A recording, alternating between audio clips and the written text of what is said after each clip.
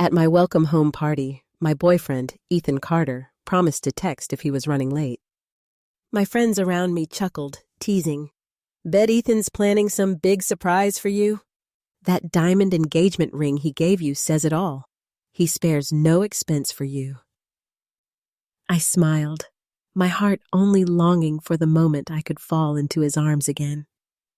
3 years of long-distance love while I studied abroad had nearly driven me mad with missing him. 2 hours later, as the party was winding down, Ethan strolled in casually. But this time, a young woman was by his side. My steps faltered mid-air when I saw the engagement ring. My ring, glinting on her finger. My friend's jaws dropped, and one pulled Ethan aside, whispering, "Are you out of your mind? Why'd you bring her here?" Ethan shrugged it off. "What's the big deal? Chloe wanted to come, so I brought her."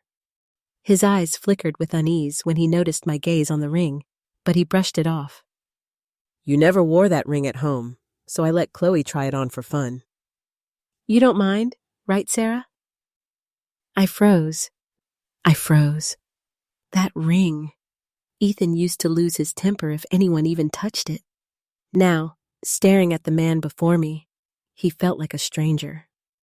The Ethan I knew, gentle and attentive, never spoke to me like that. Chloe shot me a provocative glance before yanking the ring off and tossing it to the ground. "Who'd want some old hag's ring?" she sneered. The ring rolled across the floor, landing in the crackling fire pit. Ethan didn't even glance at it, instead grabbing her hand, worriedly asking, "Are you okay? Did you hurt your hand?" Instinctively, I bent to retrieve the ring, my mind echoing Ethan's proposal. "Sarah, I love you. I'll love you until the seas dry up and the mountains crumble." Feeling the eyes of everyone around me, I forced myself to stand tall, refusing to look pathetic. My expression must have been grim. A friend glanced at me, then snapped at Chloe. "How dare you talk like that? Apologize to Sarah." Chloe pouted, unapologetic. "She's bad luck, cursed her own parents to death. I'd rather not touch that ring and catch her bad juju." Her words stabbed at the deepest wound in my heart. I couldn't believe Ethan had shared my most painful secret, something I never spoke of, as gossip to entertain his new fling. I couldn't hold back anymore. I raised my hand to slap her, but Ethan instinctively pulled her behind him. "What are you doing?" he barked. My friends rushed to shield Chloe, saying, "She's young, don't stoop to her level." She didn't mean any harm. I stood there, numb. It was laughable. My closest friends, my fiancé, all siding with her. I'd become the outsider. Ethan raised his voice, scolding me. "Haven't you caused enough trouble? She's not wrong. You did cause your parents' deaths." What did she say that wasn't true? You went abroad, lived the high life for years, and forgot everything, didn't you? My eyes burned with tears. Ethan always knew how to hit where it hurt most. Yes, if I hadn't begged for candy that day, my parents wouldn't have turned the car around. They wouldn't have met that truck speeding in the wrong lane. There wouldn't have been that horrific accident. 3 years abroad, I faced fear, loneliness, and poverty. Nothing about it was the high life. Tears streamed down my face as I realized I could still cry. Ethan, seeing he'd gone too far, stepped forward to comfort me, but Chloe tugged him back. Eyes from the crowd bore into me, judgmental and unapologetic, watching me break. Overwhelmed, I fled to the bathroom to compose myself. I should have seen it sooner. Our calls had dwindled, our texts reduced to a few curt messages a week. I couldn't even recall our last video call. After calming down and returning, I caught Ethan kissing Chloe. She smirked, unashamed. "Go ahead and marry her. she taunted him. If you do, I'll find someone else the next day. Ethan gritted his teeth, snapping, Marry that old hag? Never. And you, little minx, don't you dare marry anyone else either. Unnoticed, the party had ended and guests were leaving. My phone rang urgently. Mechanically, I answered. Sarah, you're back? Are you staying for good? The voice on the other end grew frantic when I didn't respond. Answer me, I croaked. I'm not coming back. My lover, my friends, they all had Chloe now. There was no one left for me here. The caller, Nathan Brooks, sighed in relief, then asked, Are you crying? Where are you? I'm coming back to find you. Wait for me. As I hung up, Ethan's voice cut through from behind. Who are you talking to? Another guy? I ignored him and kept walking. He grabbed my wrist, his grip painful. Who was it? I muttered, A colleague about some documents. Satisfied, he pulled me along.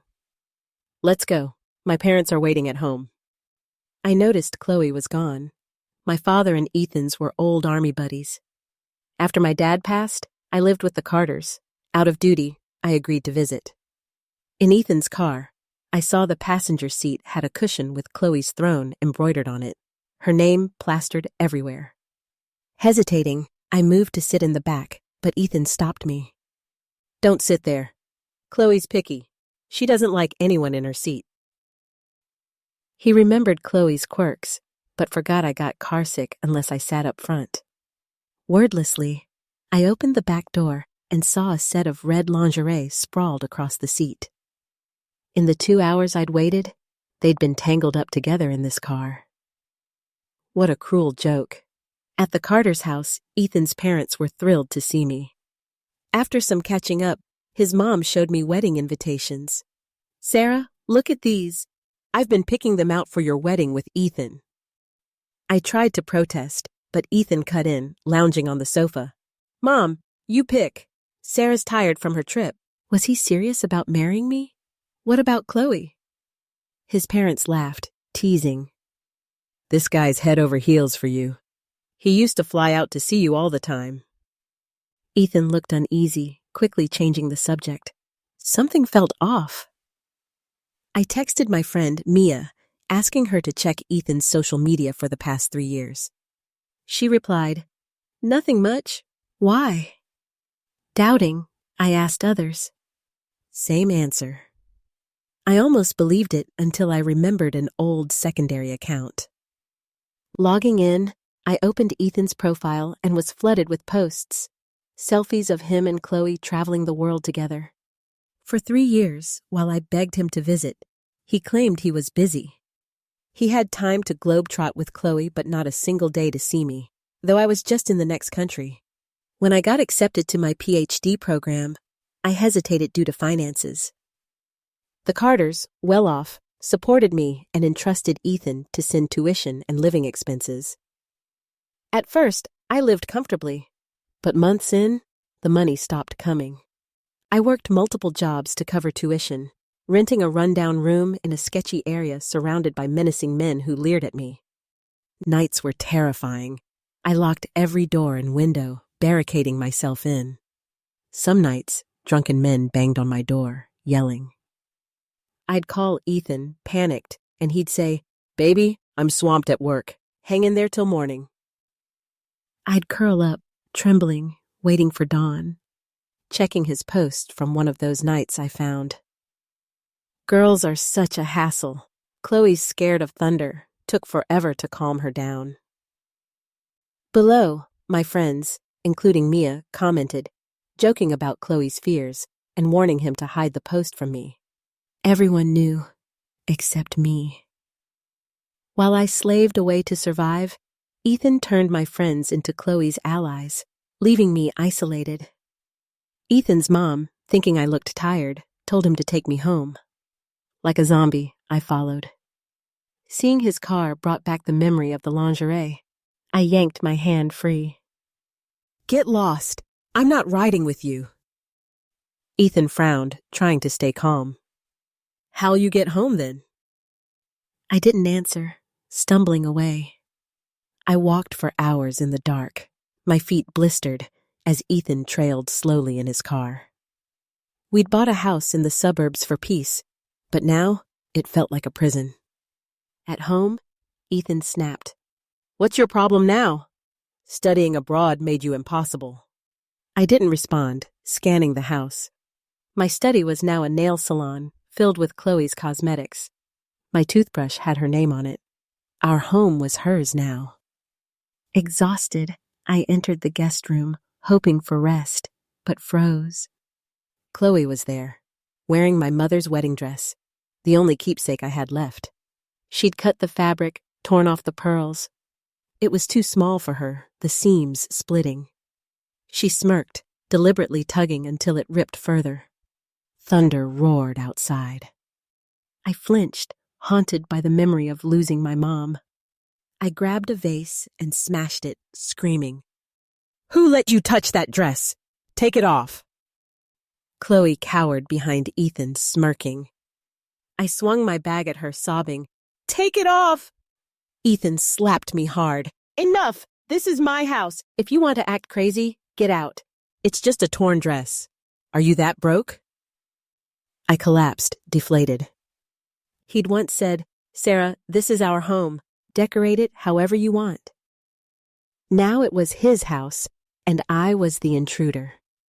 That dress wasn't just fabric. It was my mom's last gift. But he didn't care.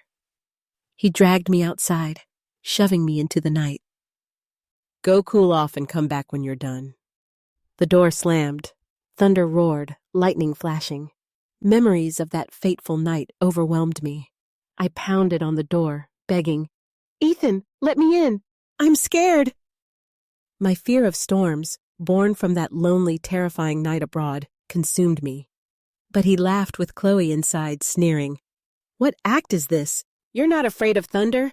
Stop faking to compete with Chloe." I wasn't always afraid of storms. But after that night, abandoned amid pounding rain and strangers, I developed anxiety.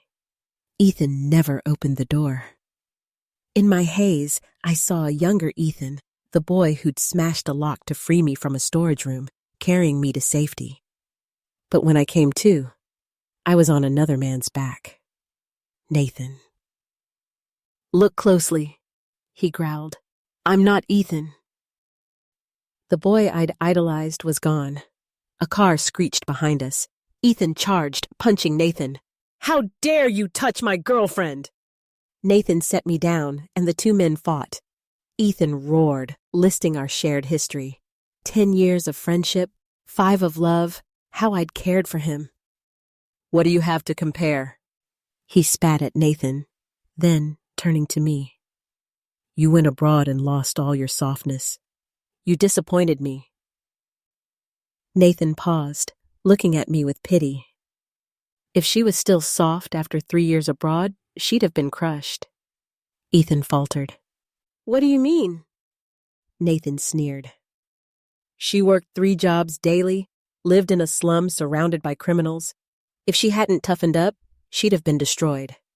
And don't act like you didn't know." Ethan's eyes widened, guilt flashing. "I didn't know. I entrusted Chloe with her expenses." He slapped himself, realizing Chloe had taken the money meant for me. Nathan continued. "When she was stalked, harassed, terrified by drunks, where were you? When she cried for you, called your name in her sleep, where were you? You call yourself her boyfriend, but in 3 years, you never visited. 1 trip, and you'd have seen her suffering." Ethan stammered. "She never told me." But I had. Every struggle I'd shared, and he'd replied, "Be strong." I carried our relationship alone while he basked in my love, indifferent. Nathan carried me away. Ethan sat on the curb, tears streaming silently. The next morning, I woke in a hotel. Nathan brought breakfast, teasing. "Waiting 3 years for that loser? Impressive." I protested. "I don't like him anymore." He raised an eyebrow. You called his name all night. I couldn't recall the dream, missing the sadness in Nathan's eyes. Ethan called, his voice hoarse. Come down. I'm at the hotel. I went, wanting closure. He looked disheveled but cautious, as if trying to please me. Sarah, let me take you somewhere. I agreed, thinking it'd be the last time. As we drove, I saw Nathan watching from the hotel window, a pang of unease hitting me.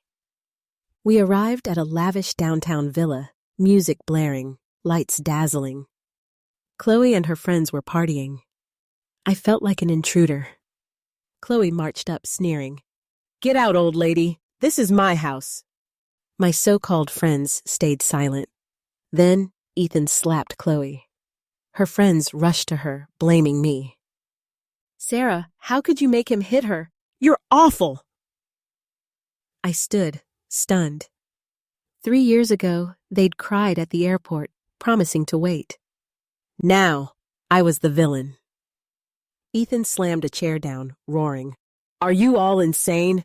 That woman stole Sarah's tuition and living expenses, forcing her to live in a slum for 3 years. Chloe froze, exposed, but snapped. You gave me the money! Why should I share it with her? A friend gasped. Sarah, when you said you were busy working, it wasn't an excuse? They'd thought I'd ignored them, not realizing I was struggling to survive. They approached, eyes red, apologizing. Sarah, we didn't know. You suffered so much. We're sorry.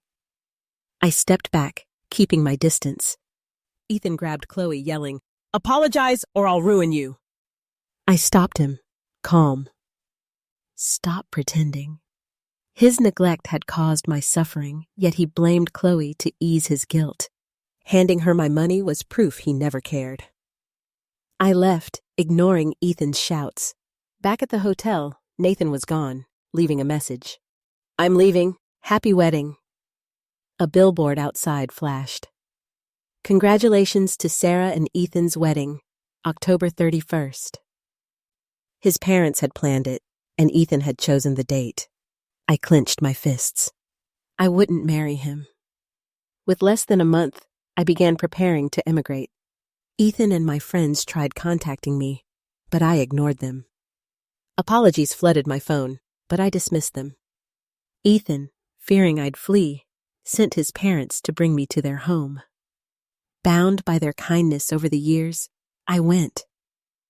But my love for Ethan was gone. He begged, Sarah, I was wrong. Look at me.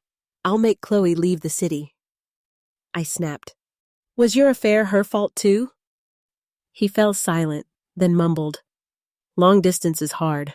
I needed someone. It's understandable. I choked. Was it understandable for me to be alone? I had suitors too, but I stayed loyal because I loved you. I survived on your half-hearted texts. That's not understandable. It's you not knowing love. He panicked, realizing he was losing me. I'll make it up to you. Let's marry. Start fresh. I clutched my visa, resolute. I won't marry you. No one will love you like I did. You'll pay for this. He pushed the wedding forward, leaving 3 days. I was dragged to photo shoots, dress fittings, and ring shopping. Ethan picked a huge diamond, forcing it into my hand. I tossed it into a street furnace. He tried to grab it, but was stopped. Why? He asked, hurt. Chloe could throw my ring, but I can't? Defeated, he bought more rings, tossing them into the fire. Happy now? On the wedding night, I packed my mother's dress and slipped out to a waiting car. Nathan glanced at me. You're sure? No turning back? I nodded, clutching the dress. At the airport, Ethan stood, watching me go, yelling, Sarah, do you really not need me anymore? I didn't look back. Abroad, Ethan called relentlessly, but I blocked him. Friends begged for forgiveness, but I ignored them. I heard Chloe was jailed for stealing my money, and Ethan sued her, but it was gone. My friends posted about her downfall, but I stayed silent. Ethan thought I'd cool off in 3 months, saying, "You're not rational. We'll talk when you're calm." But 2 months later, I posted my wedding photos with Nathan as the groom. My mentors had played matchmaker, and we'd grown close. That night, Ethan bombarded me with calls from different numbers, pleading, "Sarah, I was wrong. Don't marry him. Give me another chance." I turned off my phone. At the wedding, as Nathan and I exchanged rings, Ethan burst in, disheveled, begging, "Don't marry him. He can't make you happy. He couldn't even buy you a proper dress." Mantis misi. The dress, my mother's, restored by Nathan's painstaking efforts, was perfect. I shook my head, signaling security to stand down. "This is my mother's dress. You let Chloe destroy it. I'm allergic to mangoes, yet you sent me mango cakes because Chloe liked them. You never cared about me. Today's my day. Can you think of me for once?" Ethan staggered, silenced. He watched our ceremony, then left, broken. His parents, kind as ever, gave me a red envelope as my dowry, saying, "You're always our daughter." As they led a drunken Ethan away, he kept looking back, etching my image into his soul. We knew it was likely our last meeting, separated by oceans and mountains forever. October has no 31st. Our wedding never existed.